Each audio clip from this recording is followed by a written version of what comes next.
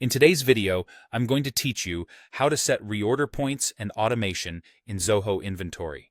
Reorder points help you restock on time by alerting you before an item runs out.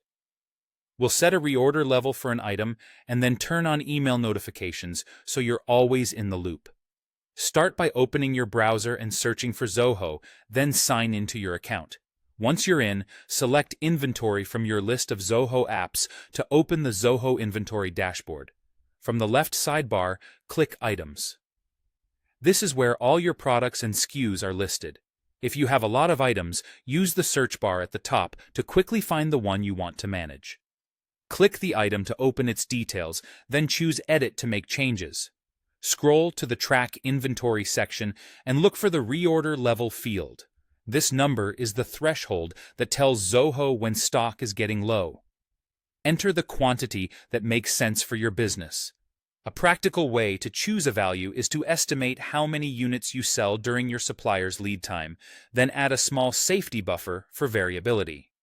For example, if you sell 5 units per day and your lead time is 7 days, a reorder level around 40 can keep you covered. Keep the number realistic, and remember you can adjust it later as demand or lead times change.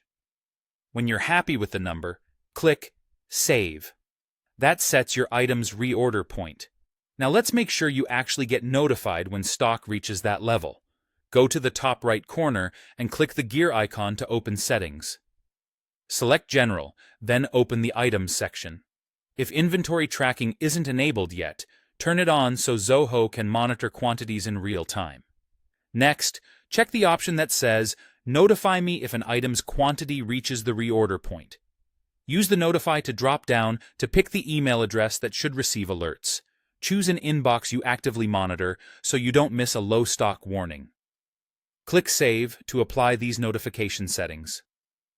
From now on, Zoho Inventory will watch your item quantities and send an email as soon as they hit the reorder level you set, giving you time to create a purchase order and avoid stockouts. Repeat these steps for your other items, and revisit your numbers periodically to reflect seasonality and any changes in supplier lead times. A quick note, it's helpful to document why you chose each reorder level so future updates are easier. Thanks for watching, and happy organizing.